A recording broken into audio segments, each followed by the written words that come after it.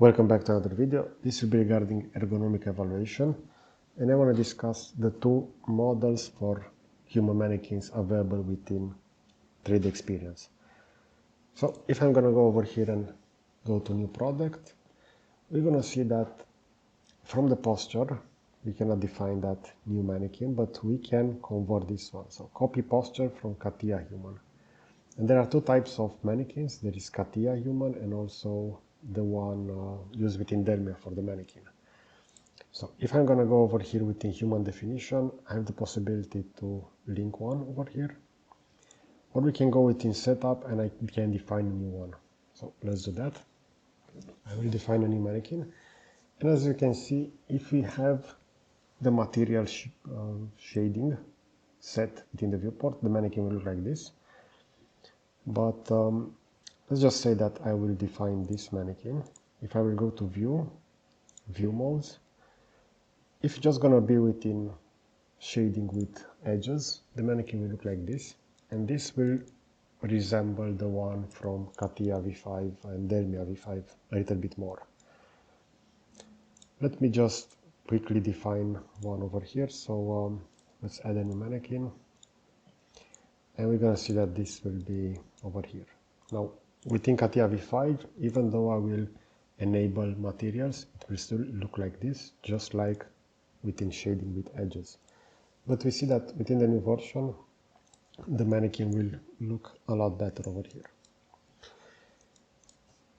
If I will go over here and I will type over here human builder, so in this case human design, we're gonna see that there's another type of mannequin. So this is the one from CATIA. This is called human, so not a mannequin. I will select the main product. I will create a new one. And we have the generative humans, the legacy from previous versions, and we have the realistic ones over here.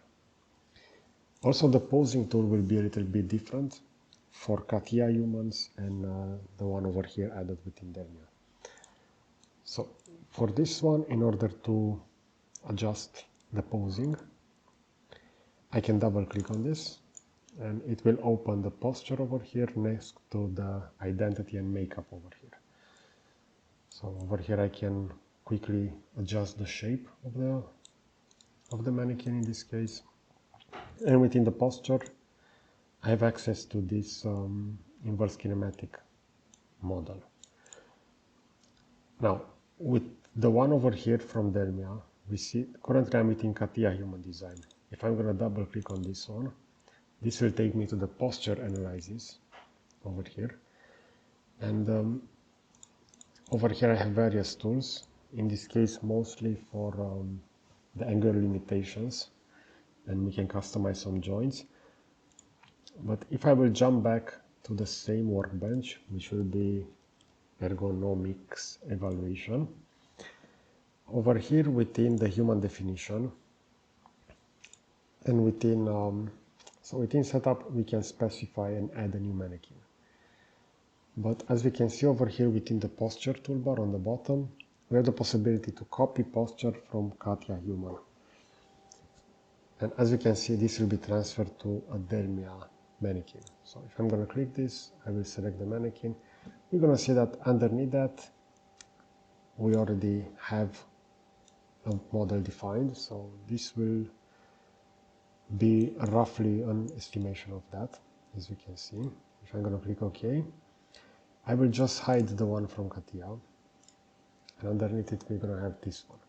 So in this case it didn't really match that proportion of the one that I recently created within CATIA, but we still have the possibility to go within anthropometry over here and we can further refine this. I don't know exactly why they added this with yellow on a white background, because it's quite hard to edit and analyze. But let's take a look at this one. If I'm going to double click, this will be the chest circumference.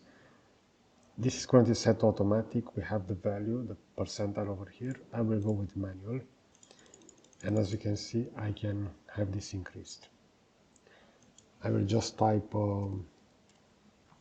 appear like this, and we're gonna see how this will be adjusted.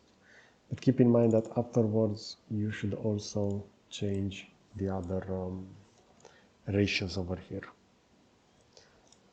If I will leave this is the human measurement editor, the model will now look like this on the mannequin.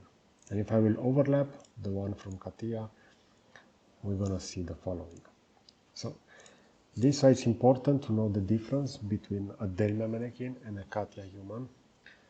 So adjusting the posture for a CATIA human has its own window over here, while those within DELMIA will have a different system.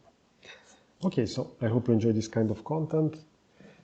Also keep in mind that if you want to move the mannequin, for example, I don't want them to be overlapped, we can use the compass. So I can snap automatically on selected objects. This will be just like within CATIA V5.